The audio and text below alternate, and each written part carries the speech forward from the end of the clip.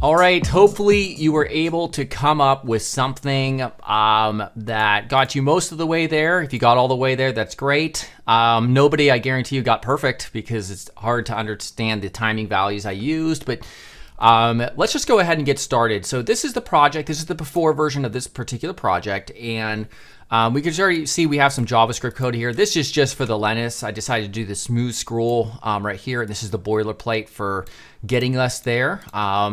But we have a bit to do. So what I'm going to do is just first start with the HTML structure. We'll talk about the CSS briefly, and then we'll start with the JavaScript. So first, okay, we have the section class of intro. Scroll down. It's just telling us to scroll down. Heights of 100 viewport height on these section elements. And then we have the same thing at the very bottom as well. And then we have our middle section, and that's called a classic gallery. Unordered list, because we have a list of images for the gallery, and then we have a list item. And each of these 4 list items are just copies of each other with just unique text and also different images. Our images are over here, 1, 2, and 3, 4. They're just kind of abstract images from unsplash.com. Each list item is housed within a clickable link. And then we have the image itself. We also have, div class image. That's not supposed to be there. Delete that. Okay. The rest don't have it either. So old code. All right, then we have the border, which is that black little line. Then we have a parent element called info, which has span of 0, 1, and then also the title of the image. The reason we have this with a parent is because we use display flex, justify content space between, pushes them away from each other, and that gives us this right here. This is the current project. There's no animation except for their smooth scroll, and that's basically it. So as you can see, obviously this means that the CSS is structured in such a way that we get the end value first, okay? So we could either use the from method to animate stuff, or we could use the green sock set method to set them from the point where we want things to start animating from, and then we can use the to method, and that's what I'm going to do. So we'll use JavaScript's green sock set method to set it back from a starting point, and then we'll use the to method to get them up and running, basically, to the final point. The CSS, there's nothing too crazy happening here. It's just our unordered list, our image, object fit cover. We will also see that I have the clip path right here. This is just revealing it full. We don't even need this, because if I make sure we're watching that SAS file, by the way, if I update that, we're going to see that if I refresh, it's still going to work just the same, because we're going to be using the gsap set method anyway. And yeah, pretty simple here all around. There's not much CSS rule sets, which is a good thing. So let's get started. The first thing that we're going to do is get all the actual images. And to do that, we're going to use the gsap utilities to array method. So const gallery equals gsap.utils to array. And we don't want that specific selector. We're just going to use images. All right. And then outside of that as well, we're also going to use the set method to set these elements how we want it to set. So set, for instance, we'll take all images. There's 4 of them in this case. And we're going to set the clip path to the following property. And this is basically hiding them. All right. So I use that tool that I had mentioned before, which CSS Clippy, if we just type that in Google, we'll get this right there. So this should be, if you click on trapezoid, we get 4 points. We can drop these down like that. That should give us the same values. We're also going to go ahead and gsap set the border class, which is the little line, and it's a border bottom 1 pixel stroke black. We're going to scale it on the x-axis to 0. All right, and the way we do that is just going to be scale x 0. In the CSS for this selector and border, we will see that if we could find it right there, transform origin left. That way it'll grow from the left to the right. And of course, if you made this right, it'll go for the opposite, or just leave it without that, it'll grow from the center and grow out. So it all depends on what you want. All right, next up after that, we're gonna use one more, GSAP set. We're gonna take an array, which will select our span and our paragraph, which is the 0, 1, 0, 2, 0, 3, 0, 4. Those are the span elements, and then the little titles next to them are the paragraphs. And they're housed within a parent div element with overflow hidden, so we can use that mask technique to make them come down. So y%100. Okay, so if we save this now, we pretty much won't see anything because it's all been hidden. Okay, great. So now we're ready to rock, and now let's create a timeline.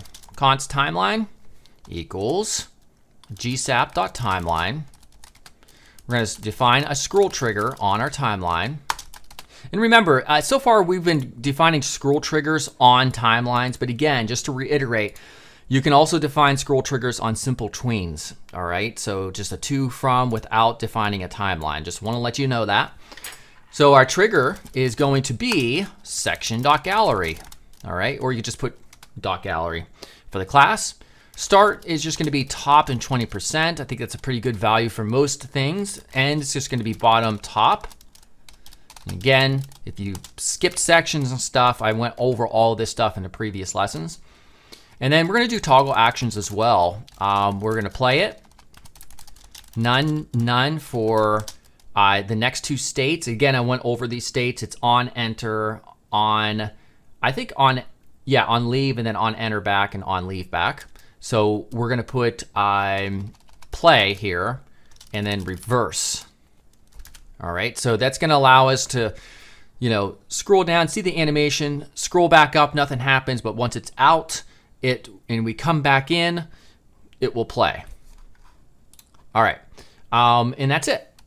We also are going to specify some defaults in the form of ease. So ease is going to be power 4 in, out. Okay, great. Now that we have our timeline, here we go. So we're going to say timeline. The first thing we're going to do is take our list items on a from,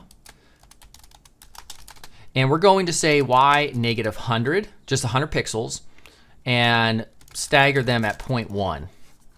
Now, we're not going to see this effect because everything's still being hidden, but they are actually moving, and you'll see that when we start to bring things in.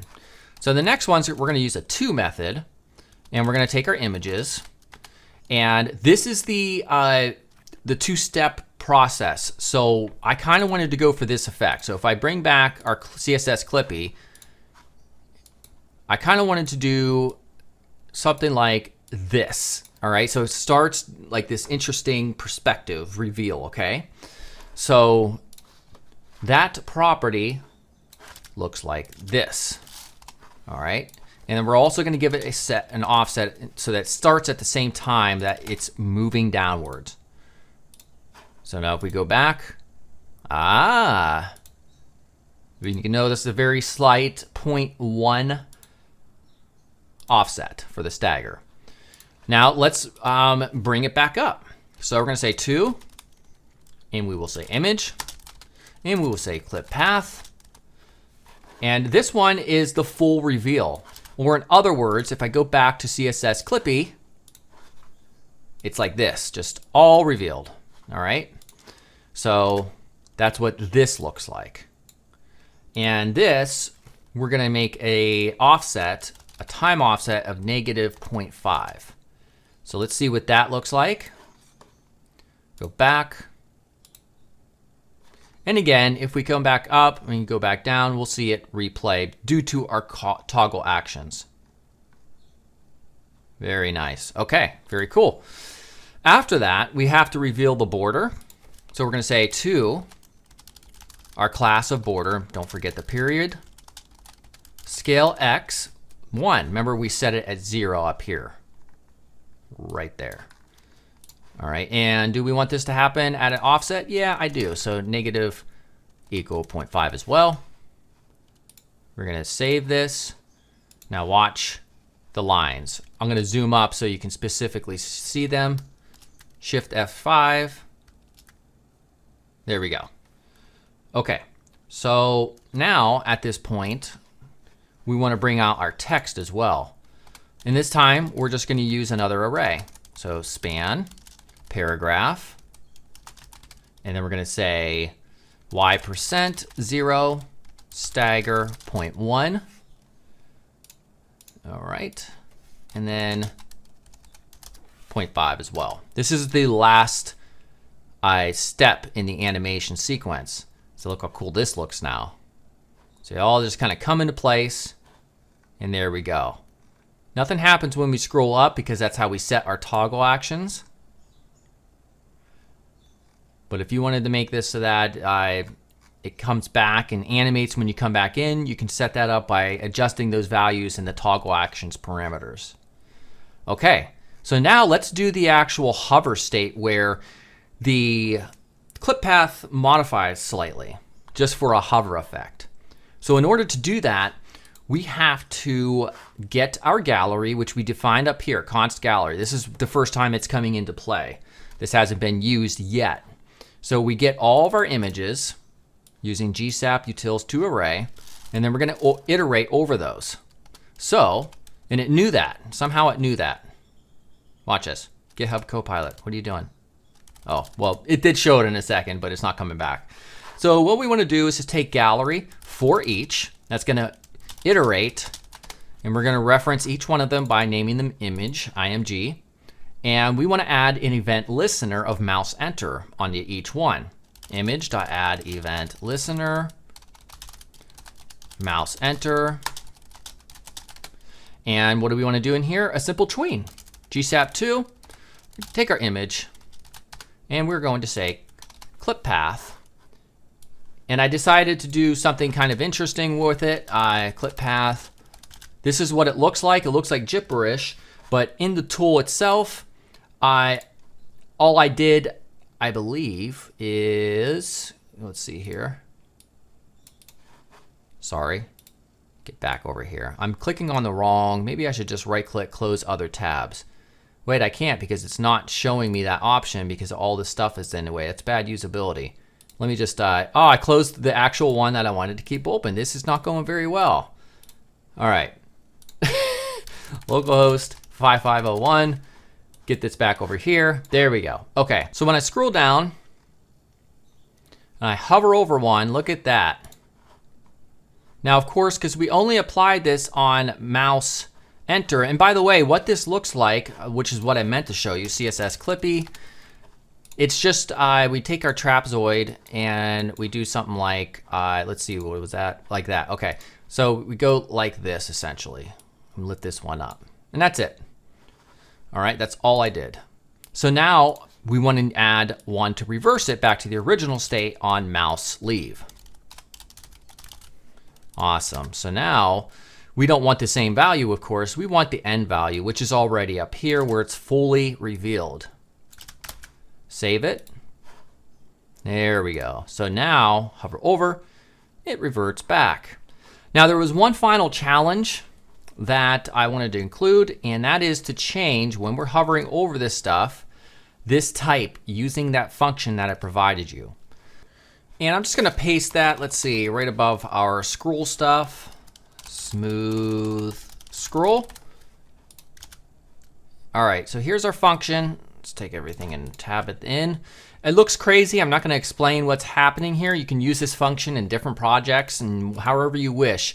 I will explain how it works though in the parameters. So we have the element. That's the element like a paragraph or a span that contains text of some sort, any element with text. We have characters. This part is like how, which characters do you want it to randomly change those elements to? It could literally be just 2 characters like 0, 1 for binary effect. That's what I'm doing. But it could be every letter of the alphabet, uppercase, lowercase numbers, ASCII, you name it.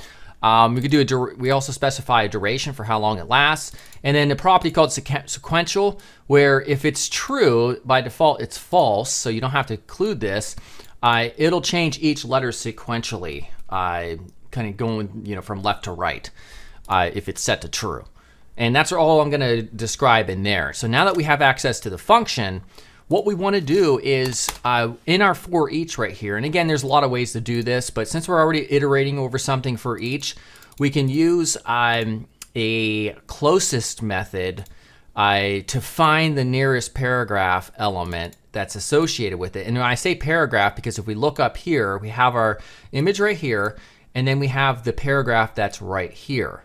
All right, so if we use this selector as A for the closest sibling selector, we can specify a paragraph. That probably sounds crazy and complex, but it's actually not. Here's what the code looks like. So we just say let P equals image dot closest, and then we'll put in A, and that's the parent selector of both of these elements. And then we use query selector P to grab the title associated with that image. All right, that sounds kind of crazy, but if you console log this, you'll see all 4 of the little names, which are right here, the little titles, Synthotic or whatever, Bumblebee, Smorg, and Violetta.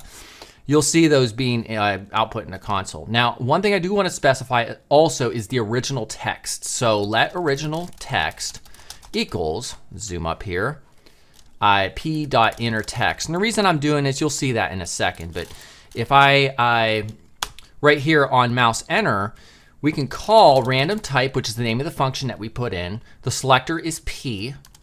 And then right here, this could be anything that you want. If we're going to do binary, just put 0, 1. Then after that, we're going to specify a duration. Half a second, I think, would be good.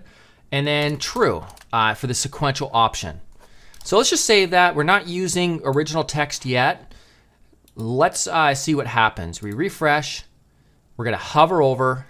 I will zoom up.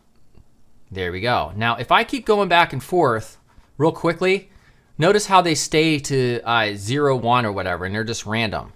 Well, we no longer have access to that original type because I went back and forth. So to solve that, on mouse leave, all right, so we're going to take our paragraph.inner text and set it back to the original text, which we created a reference to right up here.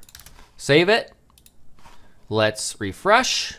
Here's a nice animation. And no matter what, when we go back and forth, it's always going to go to the original state. Awesome, awesome stuff. And hopefully you came up with something similar. If not, no big deal. Now you know how to do this exact thing. And so I'm really excited because we have more to learn. And then we're going to start piecing things together in terms of multiple sections and creating full layouts, which is very exciting. Alrighty, see you then.